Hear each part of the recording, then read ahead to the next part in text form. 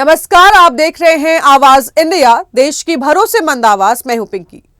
मुंबई के पवे से आई इस खबर ने पूरे शहर को झकझोर कर रख दिया है।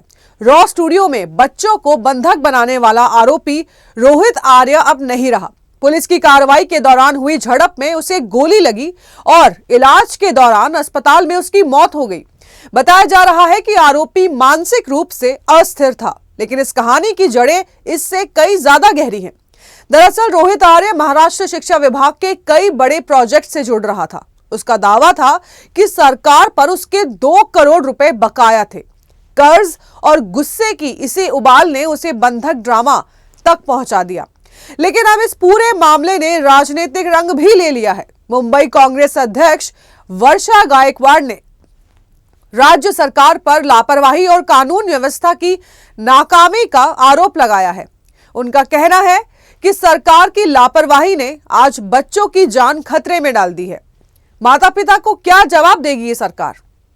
वर्षा गायकवाड़, उनका ये बयान सिर्फ एक हमला नहीं बल्कि उस सवाल की गूंज है जो मुंबई की सड़कों पर गूंज रहा है। क्या मुंबई अब सुरक्षित नहीं रही? क्या कानून व्यवस्था अब सिस्टम की गिरफ्त में है? रॉ स्टूडियो का ये बंधक ड्रामा भले ही खत्म हो गया हो, लेकिन इसके सवाल अब सरकार की चौखट तक पहुंच चुके हैं।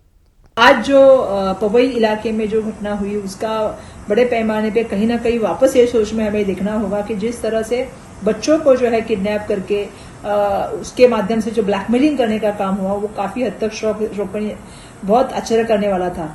जिस तरह से रोहित आर्य ने मुख्यमंत्री माझी शाळा सुंदर शाळा अभियान के अंतर्गत पीएलसी स्वच्छता मॉनिटरिंग के अभियान अंतर्गत जो है वो सरकारी काम किया था और उसका कहना यह था कि लगभग मैंने 2 करोड़ का काम किया है, उसमें से कुछ काम के पैसे मुझे मिलने चाहिए, लेकिन दुर्भाग्यवश तत्कालीन शिक्षा मंत्री ने जिन्होंने उनको प्रॉमिस किया था कि वो पैसे हम देंगे, वो दिए नहीं। इसके लिए उन्होंने पहले भी जो है उपोषण करने का काम किया था और आज जो है परिस्थिति ऐसी आ गई थी कि उन्होंने लगभग 17 बच्चों को जो है वो किडनैप किया था। उनके माध्यम से वो सरकार को धमका रहे थे।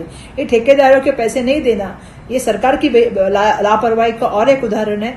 शायद इनकाउंटर में उनकी अभी मौत हुई है, लेकिन जिस तरह से ये घटनाक्रम था, जिस तरह से पवई जैसे उच्चभू एरिया में यह घटना घटी और पूरी तरह से आप देखोगे कि वहां पालक और जो बच्चे थे वो पूरी तरह से पैनिक हो गए हैं और ठेकेदार का पैसा नहीं देने की वजह से आज सरकार की वजह से ये चीजें हो रही है। आज मुंबई में जो है कायदा सुव्यवस्था की प्रश्न बड़े पैमाने पे हो गए हैं। परसों 2 दिन पहले आपने देखा कि कड़ा चौकी की घटना हो गई थी और आज मुंबई में दूसरी ऐसी सार्वजनिक तौर पर घटना हो गई है जिसका मैं जिक्र करना चाहूंगी। पूरी तरह से राज्य के गृह मंत्रालय और सरकार जिम्मेदार है और इस माध्यम से जो वातावरण हुआ है उसके लिए मैं सरकार का निषेध करना चाहती हूँ।